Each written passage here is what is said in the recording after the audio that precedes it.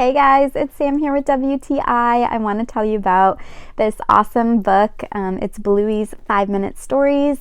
So each story is a different episode from the show. I love this because I feel like it really helps teach your kiddo like imagination and shows them that watching a show is awesome and it's fun and you can learn a lot.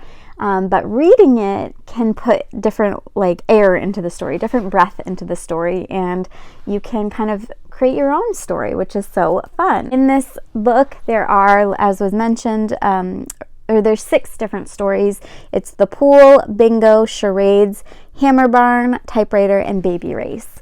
And then each story kind of goes into